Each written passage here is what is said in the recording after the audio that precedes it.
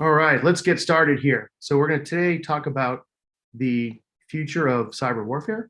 My name is Snehal Antani. I'm the co-founder and CEO of Horizon3.ai. We're an autonomous pen testing company.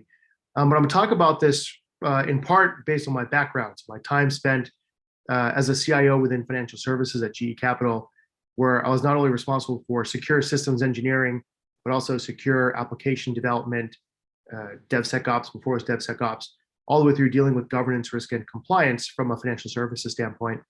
I then spent time as a CTO of Splunk, working with our largest and strategic customers and partners, helping to transform their security posture as well as more effectively leverage data as an asset. I then spent time within the Department of Defense as a highly qualified expert, working on systems hardening and other aspects of cybersecurity in support of unique mission sets. What we're going to talk about today is the natural evolution of cyber warfare and what we have to prepare for as we start to build out our security posture and infrastructure. So what's really changed over the past few years is that war-enabling technologies have been democratized. And this is in part thanks to open source software, cloud computing, free online training. Capabilities that were once only available to nation-state attackers are now easily available to violent extremist organizations, criminal organizations, proxies of nation states that are trying to cause national security crises and so on. These technologies are now easily accessible to them, giving them powers that were once very exclusively possessed. And if you take that and stack it with a fundamental change in doctrine by not only nation state adversaries, but as well as various types of extremist and criminal organizations, where the belief is the next war will be won by ugly nerds, not by handsome athletes, you start to see conditions where 1 + 1 is equal to 3. You have a fundamental change in conviction by these adversaries, where they are recruiting, assessing, selecting, and training technologists and future cyber operators, future information operations officers, and so on. And you're giving access to technologies that are easily available. They're quite powerful and dangerous when given to those with reasonable amount of skill. And so you have a 1 + 1 = 3 scenario. And if you stack that with what makes Silicon Valley so dangerous is that startups are generally poor. They don't have a lot of money. They're always worried about raising money for their next round and making payroll in between. And that lack of resources drives focus and innovation. And so what makes a startup dangerous and disruptive is every minute or every bit of engineering capacity and resource is being spent investing in creating a competitive advantage. And so now what you have are the conditions where those that want to engage in cyber war are positioned to execute like Netflix. And if we're not careful, while we continue to high-five each other on LinkedIn, we're going to act and execute like Blockbuster. And this is really the dynamics that are setting really unique conditions for the way cyber warfare is going to operate. And if you take a concrete example of free online information and training, we can very quickly go off and find details on SATCOM terminals. And this is a particular pen test report. You can Google it, find it on the web. And from there, you'll see common issues, hard-coded credentials, insecure protocols, weak password reset. And by the way, these are problems that exist not just today or 5 years ago or 10 years ago, but these issues will also exist 5, 10, 15 years from now, because certain classes of hardware are very difficult to refresh. And if you take that and apply it to, say, attacking maritime assets, how could we disrupt navigation charts? How could we disrupt operational integrity? This information is freely available. Not only is it freely available, you've got access to open source vulnerability research and attacker tools, Git repos, and so on that make it very easy to stitch together a reasonable attack. So why does this matter? Let's take first the belief that you don't need to hack using 0 days like you see in the movies. Oftentimes, attackers are just able to log in with valid credentials that they found elsewhere. And if you take that as a premise and think about the global ramifications, let's think about, one, what we're seeing with emerging attack patterns, and then understand how we can apply this to maritime autonomy. So first, what you have is this supply chain, the emerging attack of supply chains and so on. Oh, crap. I accidentally deleted a slide. No big deal. So let's start over here. Attackers don't have to hack in, they can log in. And the reason why I bring up SATCOM terminals and hacking by air, sea, and land is if you take what happened with the Ever Given, and in fact, I'm going to take the time because it's such an important point to pull this up and fix my slide deck very quickly. So I apologize for that.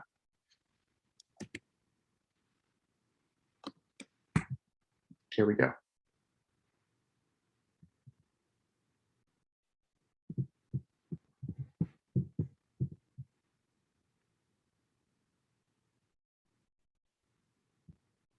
All right, I apologize for that.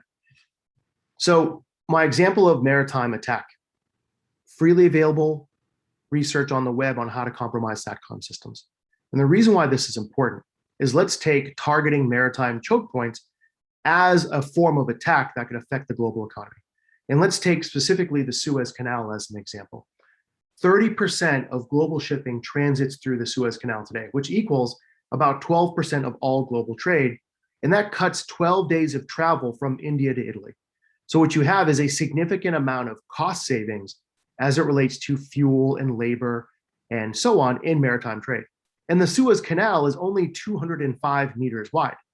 So if you go back to this example of being able to hack SATCOM terminals, and in this particular pen test report, the ability to affect navigational charts and operational integrity, what could that effect have on a nation state adversary or a terrorist organization or a criminal organization in targeting and affecting countries, industries, businesses, and so on? Well, let's look at what happened recently with the Ever Given. The Ever Given, one of the largest ships in the world, due to what we believe to be human error, blocked the canal for 6 days. It completely disrupted the supply chain, making it very difficult to get anything from food to leather goods to vehicles and everything you can imagine. And in that time, oil prices also rose 4% due to that disruption. Now, this was due to human error, but could this have been done through a cyber attack? And if you look at what's happened over the past few years, first, you can take that pen test report I showed earlier or any sort of attack research and realize that most of these ships have pretty old SATCOM. That SATCOM oftentimes has default credentials. Username is root, password is likely root. And what that gives you is the ability for an attacker to gain privileged access to a ship.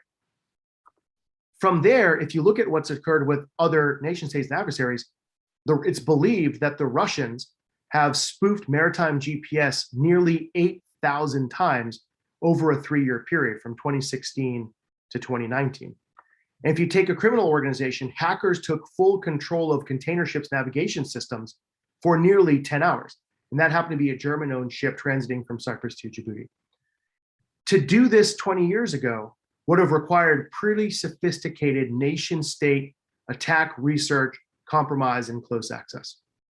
To do that today, a couple of script kiddies with basic internet research and going after the right ships at the right time could have a profound effect, not only on global economies, but geopolitical forces as well. If you stifle the Ever Given and that impedes the transit of an American aircraft carrier to support military operations in the region, as an example, you have now created a pretty important military dilemma. Or if in any way you're able to disrupt the gas supply for a particular nation state, you're going to drive a significant amount of economic and internal turmoil. So back to war-enabling technologies have been democratized. And attackers don't have to hack in, they're going to be able to log in with basic research that's available. Now, if you look at that as one form of attack and start to look at emerging attack patterns, we see a few things coming up already. We all are well aware of what happened with SolarWinds, and we're starting to see that same group come together and apply more supply chain type attacks. When you look at how what's believed the Chinese were able to steal the Falcon designs from SpaceX, they're able to steal those rocket designs by compromising Visser, a small aerospace engineering firm in Colorado that had very weak security controls in place.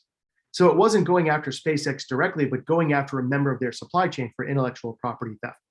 And if you look at what was a thwarted plot, but trying to stack together supply chain threats combined with insider threats, and in this case, criminal organizations trying to bribe employees of Tesla to stick a thumb drive in order to compromise Tesla's manufacturing and therefore hold a pretty significant ransom and or short the stock and so on, we start to see some very interesting patterns of supply chain security coming out.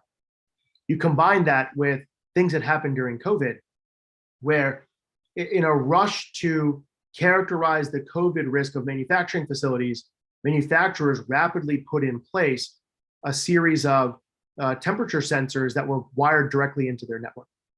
These temperature sensors directly in the network had to accelerate their accreditation process, bypass a lot of security reviews, and oftentimes these kiosks had default credentials, Android debugging bridges turned on by accident, and so on, which allowed a number of very high-risk attack vectors to be created through IoT. And just take what we already know within the medical device industry, very poor device hygiene of default passwords and credentials baked into CAT scans, dialysis machines, radiology devices, and so on. And those devices are usually plugged into a flat open network that allows for seamless lateral movement across the organization. And then finally, what we're seeing is an emerging class of cyber threats around algorithm poisoning. So this person happens to be, I think, a folk hero of mine, given my driving record.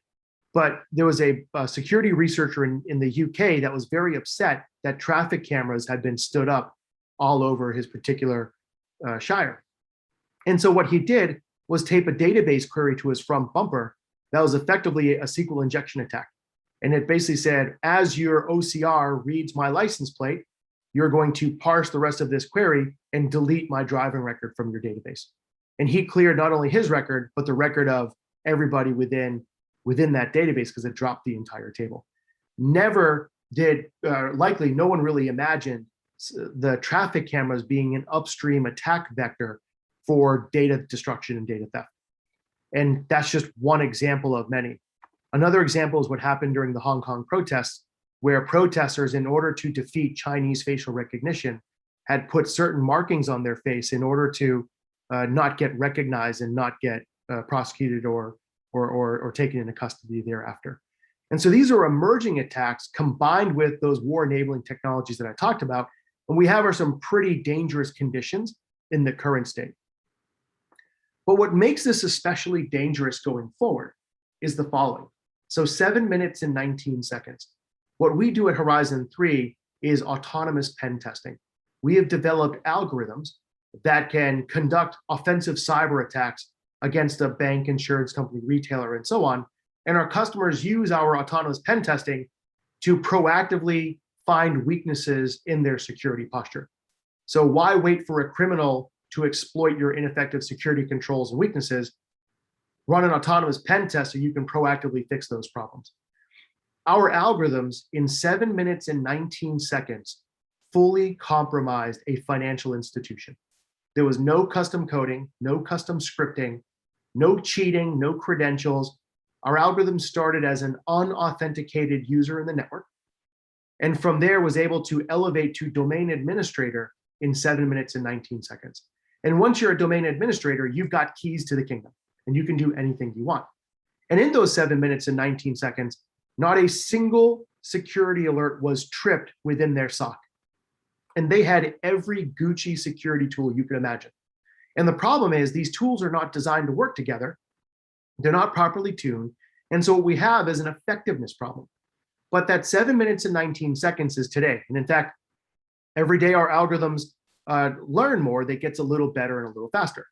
And so if you expand on that, while we do it for good as a way to proactively improve your security posture, for sure, criminal organizations, nation states, and proxies and so on are trying to develop similar algorithms.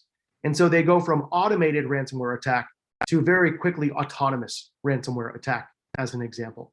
And so if you think if 7 minutes is the best case today, well, as the evolution of algorithms continues to move forward, we should expect in a couple of years that we're going to be able to cut that down from 7 minutes to 3 minutes, and then from 3 minutes to 1 minute.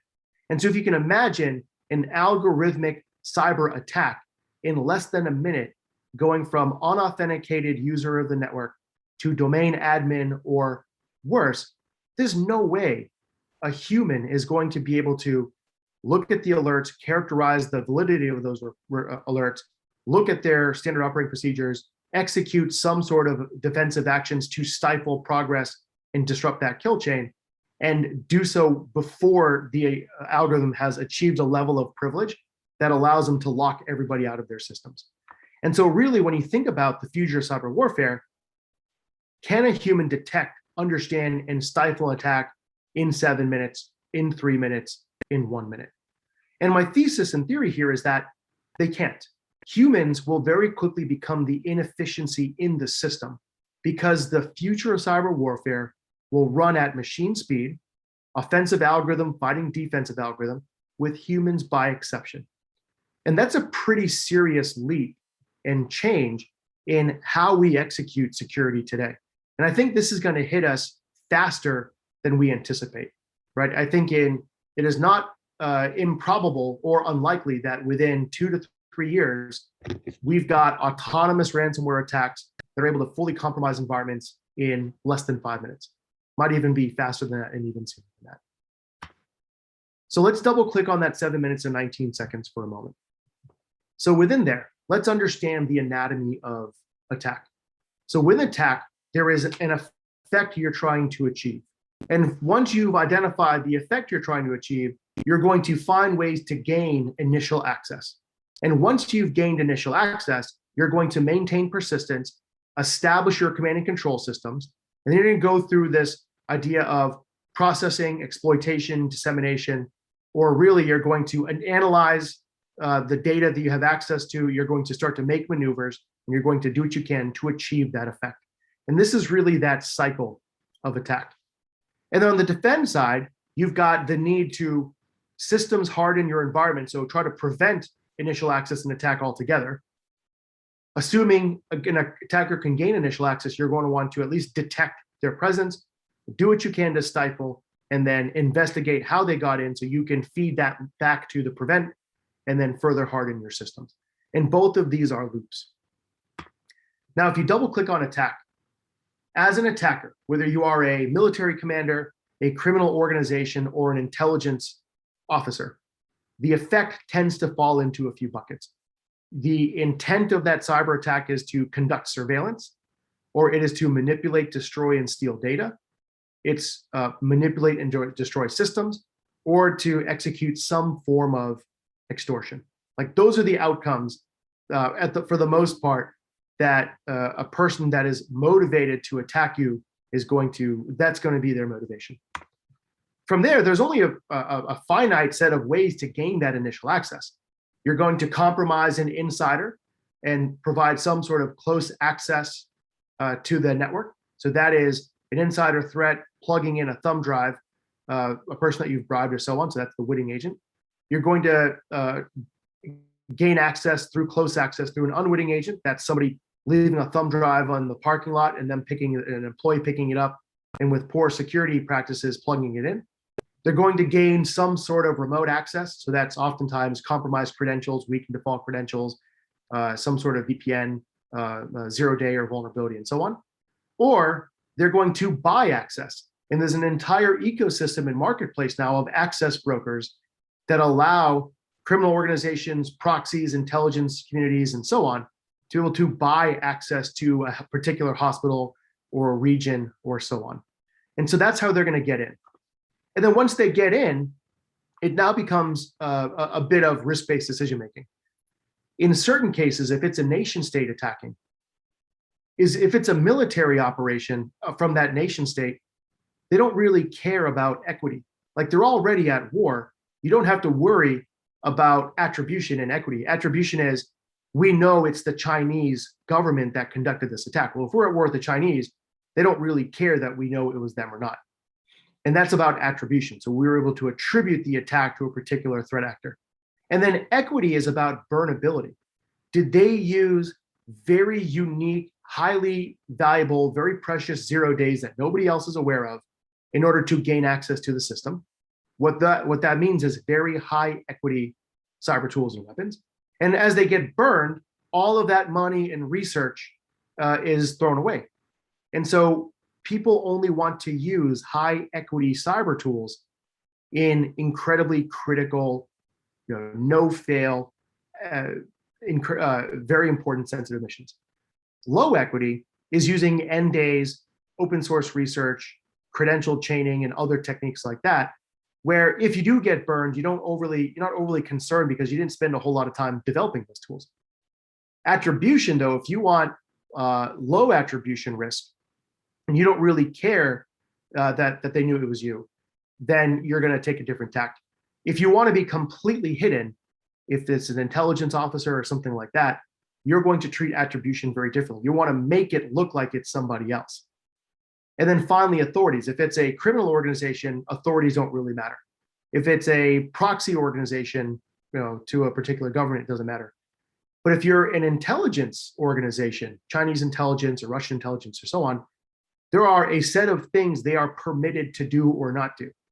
And those set of authorities that they have are different than the authorities available to, say, the military side of the Russian government or the Chinese government, or pick your nation state. And all of those factor into how you're going to persist and how you're going to execute command and control. And then how they conduct analysis and maneuver, once again, depends back on those authorities. For criminal organizations and for proxies, that's less important. They don't really care. For them, it's about attribution and getting caught. But for nation states, the authorities actually end up making a big difference in which path they end up taking and who's allowed to do what. So now that's kind of a deep dive on the attack side.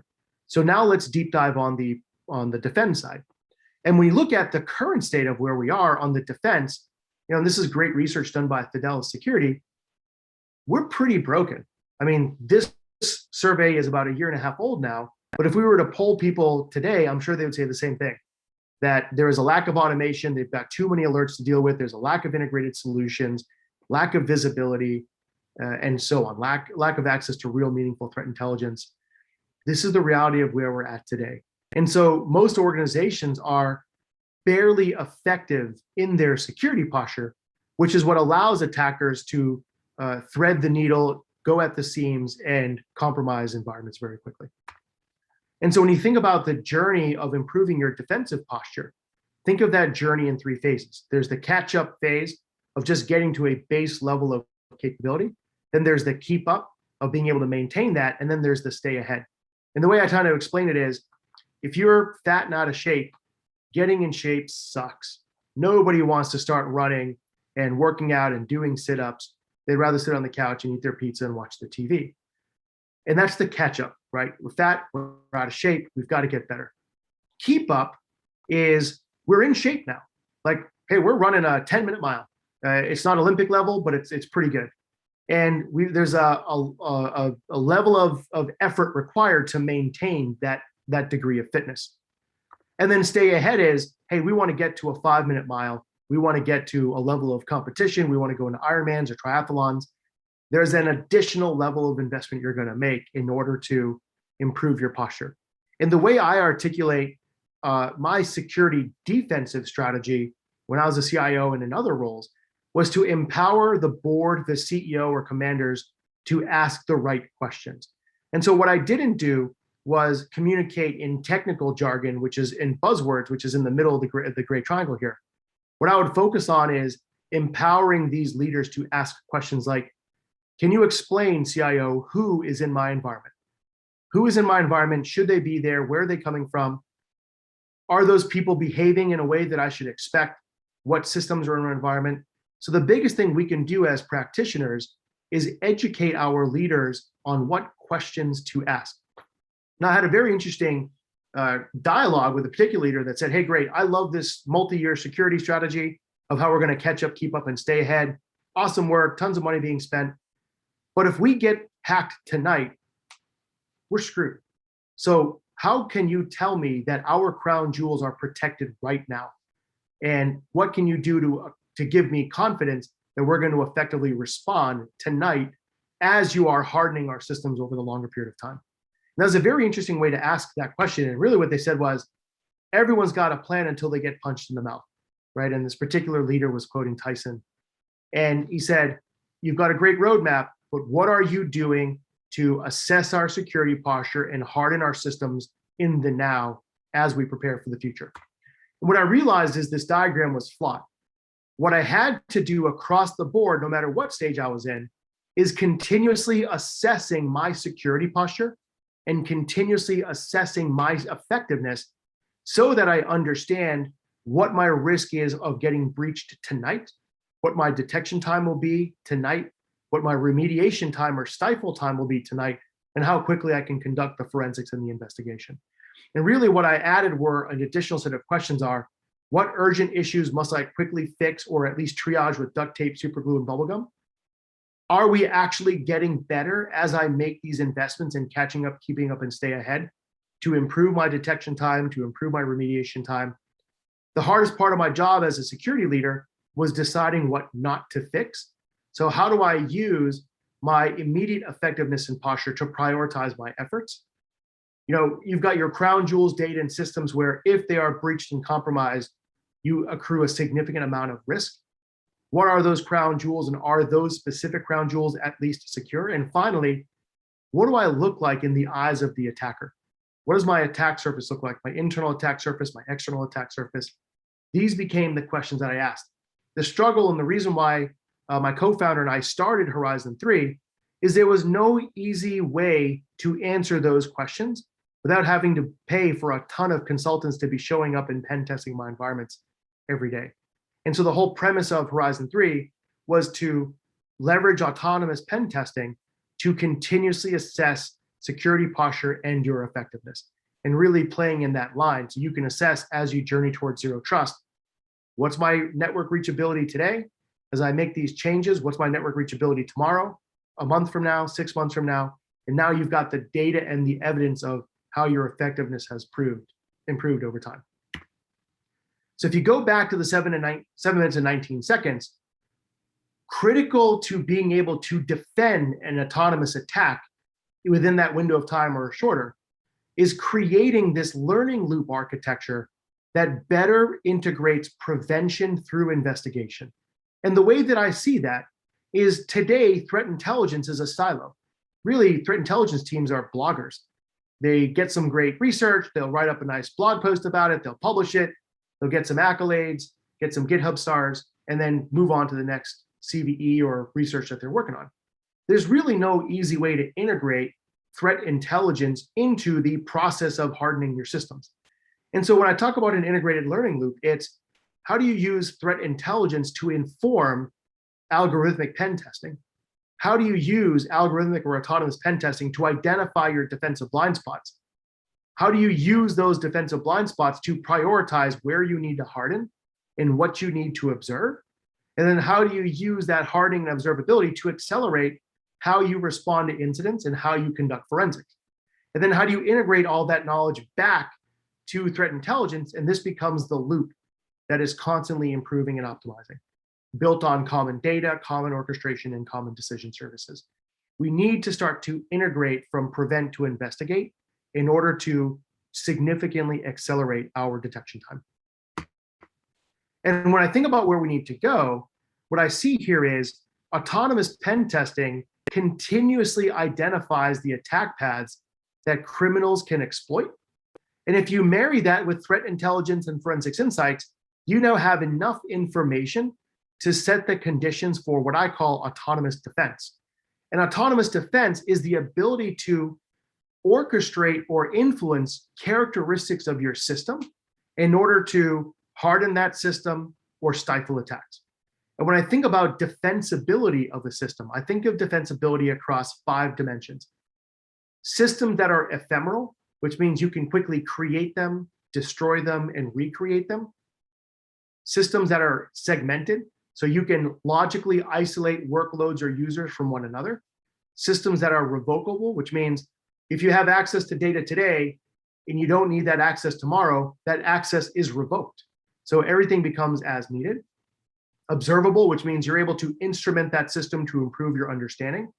And private, everything is need to know, all the way down to looking at a particular piece of data in a memory register, up to looking at comms within the hardware, within the board itself or the bus itself, all the way up to the actual transport network application data.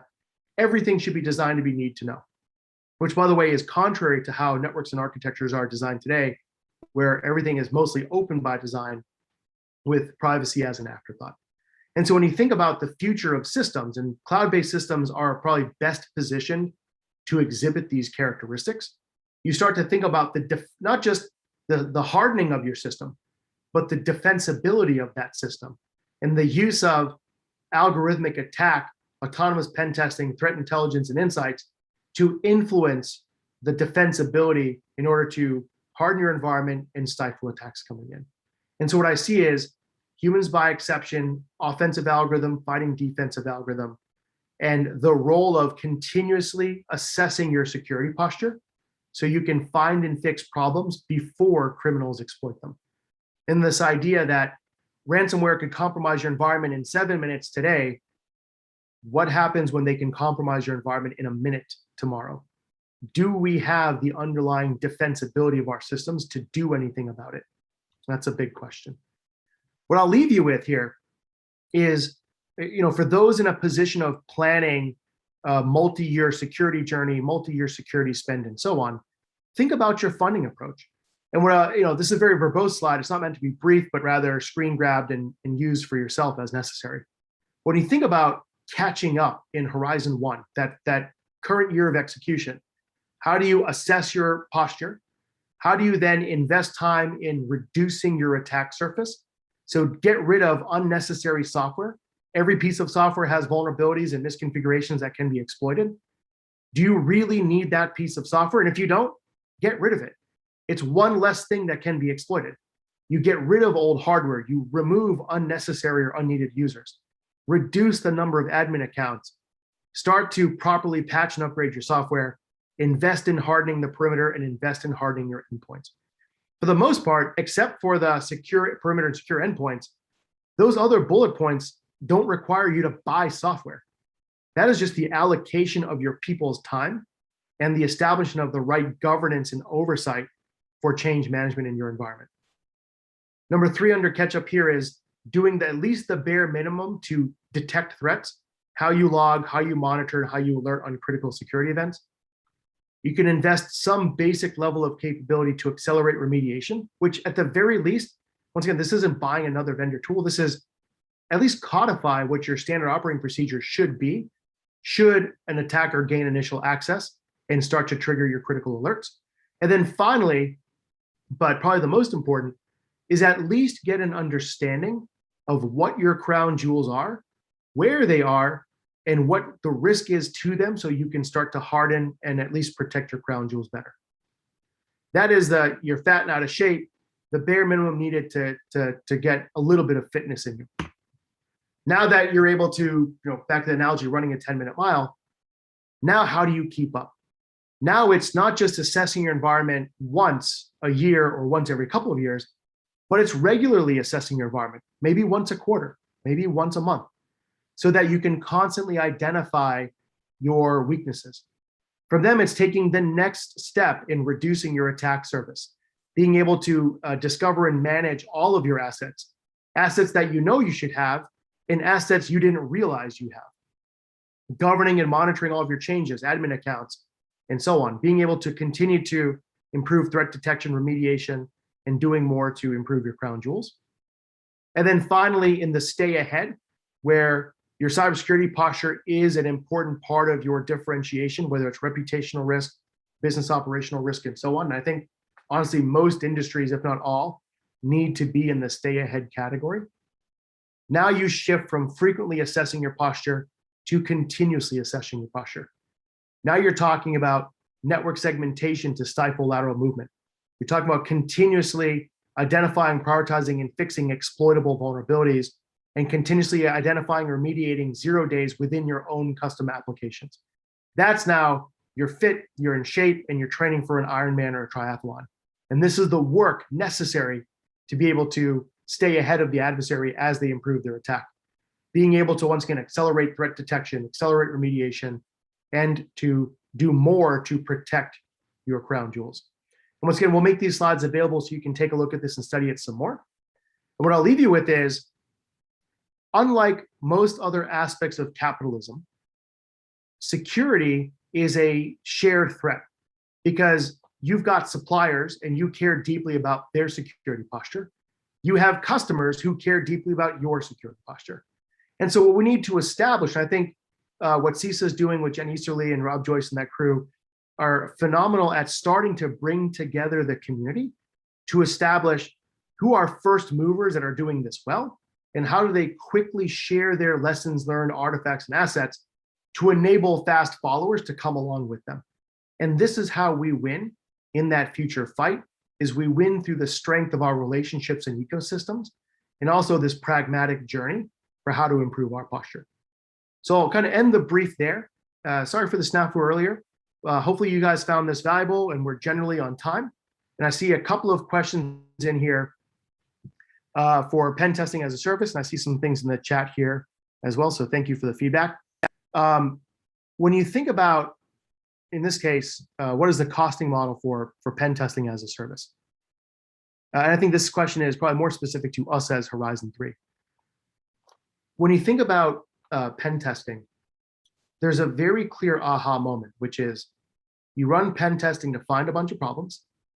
You then take the time to fix those problems, and then you rerun the pen test to verify the problems have been fixed.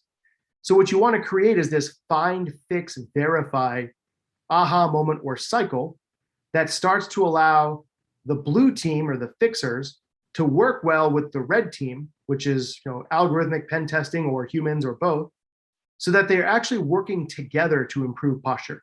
Because what you've seen previously is that security testing is very adversarial and contentious. Their job is to show up, poke you in the eye, show how bad you are, embarrass you in front of your boss, and then leave with a PDF report left behind. That's not sustainable anymore. And so the way that we work is we do everything we can to accelerate that find, fix, verify loop and behavior. And we do that through very informative, here's the attack path, here is the proof of exploitation, here is the impact, like domain compromise, and here are the clear fix actions to what to go do about it. And then we have an ecosystem of partners that are able to implement that remediation if you don't have the capacity to fix. And then we make it very easy to quickly verify that the problems have been solved. And the way we license, just because of the question, we license based on the size of the environment. And so the whole idea is you don't want to license, you don't want to test a small section of your enterprise. You want to be able to assess your entire enterprise. And so the entire licensing model is designed to motivate you to assess everything, not just a small slice. So I'll stop there. If there's other questions, I look forward to hearing them. And if you don't have them now, I look forward to engaging through social media, through LinkedIn, on your thoughts and questions of this webinar. And I hope you found it valuable, and thank you for the time.